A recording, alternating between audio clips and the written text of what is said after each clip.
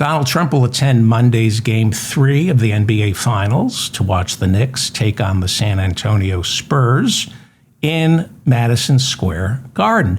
Ticket holders now told to arrive 2 hours earlier in order to go through beefed-up screening. You should also bring industrial-strength earplugs so your hearing isn't damaged by the thunderous boos after Trump's face appears on the Jumbotron. I mean, he's a sadist and a masochist to show his face at a Knicks game. 70% of New Yorkers voted for Kamala Harris in 2024. We know who Trump is. To welcome Trump to Madison Square Garden, the Knicks will hold a brief ceremony retiring the number 34, the 34 felony counts a Manhattan jury convicted Trump on 2 years ago. Only convicted felon in the United. They're not going to do that. Somebody told me they should retire 34 in honor of Charles Oakley, who I think was a power forward back in the 90s. I don't know. I used to love the Knicks, but then I discovered masturbation. My mayor, the greatest mayor in the history of mayordom, Zohran Mamdani, I wish my mother were alive. She would just love this guy. Zohran Mamdani will be at the game, but not in some luxury box. Nope, he sits up in the nosebleeds because my mayor is a man of the people, the poor people, the downtrodden, who can only afford to pay $1,500 a ticket to see the Knicks play tomorrow. I love him. Graham Platner is a working-class veteran turned oyster farmer, and he is, on Tuesday, probably, unless Janet Mills, the governor, jumps in, he's probably going to win the nomination to take on Republican Susan Collins. There have been some hit jobs about Platner, especially in the New York Times, calling into question his treatment of women. So he's winning in the polls. In the head-to-heads with Susan Collins, he's beating her by about 9 points. So what do? He's generating a lot of excitement in Maine. Maine, they think, is, the Democrats need to flip 4 seats to take control of the Senate. They think Maine is one of them. Platner, though, is shaking up the Democratic establishment because he's a Bernie bro. He's an AOC bro. And he's running on Medicare for all, taking on the billionaires and ending these forever wars. So you have to destroy him because you can't debate him on those issues. He'll win. So 2 weeks ago, it was the extramarital sexting. Oh, my God.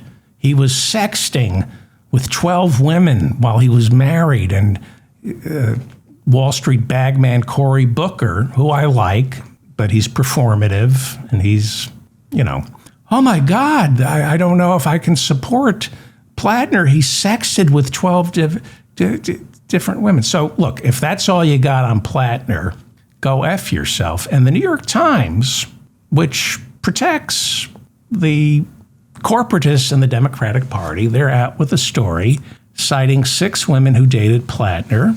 They accuse him of, so I'm going to go through this. Some of this is bogus.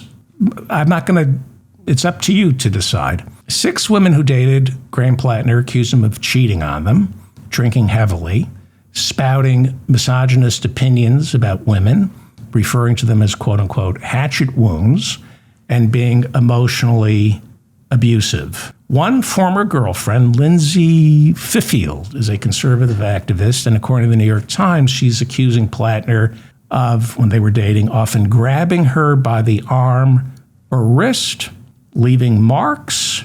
She said he once locked her in a bedroom until she calmed down. She said she felt physically intimidated, but he never hit, only shoved her. So you got a candidate who's calling for universal health care, universal child care, wants to defund ICE, fight climate change.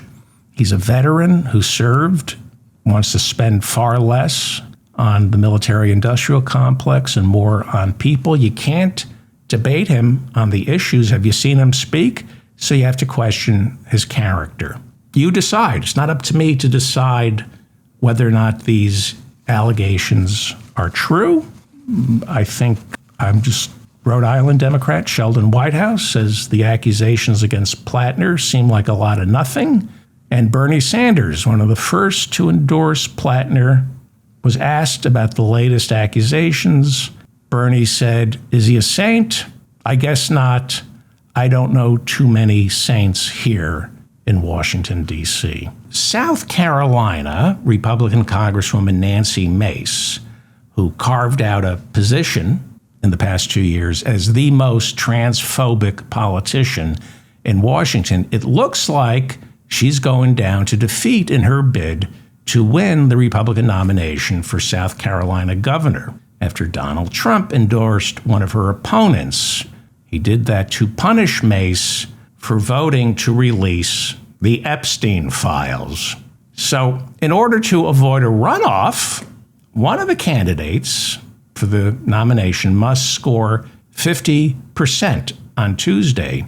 Unlikely. Now, according to the latest polls, Nancy Mace, a despicable human being, sits near the bottom with just 12% of the vote. Leading the pack is the Trump-endorsed candidate, South Carolina's Lieutenant Governor Pamela Yvette, who Trump calls a real America First patriot. So Trump is punishing Nancy Mace over the Epstein files. She entered Congress on January 3rd, 2021, and some of us thought she was going to be maybe a new breed of Republican willing to shake off MAGA world. One of her first votes was to certify the election for Joe Biden, which, of course, was the height of disloyalty to Donald Trump. She did, however, vote not to impeach Trump for the role he played in inciting the January 6th insurrection. Wait, it gets really interesting. Also vying for the Republican gubernatorial nomination on Tuesday is this homunculus, South Carolina Congressman Ralph Norman, who's polling in fourth place. He's our old friend. I've been talking about Ralph Norman for 5 years because you might remember Ralph Norman, still a congressman, hours before Inauguration Day 2021, Ralph Norman texted Donald Trump's then White House Chief of Staff, Mark Meadows. In the text, Ralph Norman urged Trump to declare martial law in order to block Joe Biden from getting sworn in. He put it into writing. He also misspelled martial. And they asked him later, "Do you have any regrets?" He said, "Yeah, I misspelled martial law. That's my only regret." So this is who they are. And you'd think that would merit, his begging Donald Trump to declare martial law so Joe Biden wouldn't get sworn in. You'd think that would merit an endorsement for governor from Donald Trump. He's Ralph Norman running for the Republican nomination for governor of South Carolina on Tuesday. Now, Trump won't endorse Norman. Why? Norman in 2023 ended up being the first and only member of Congress to endorse former South Carolina Governor Nikki Haley for president. They're both from South Carolina, and he figured Trump didn't stand a chance. This was February of 2023.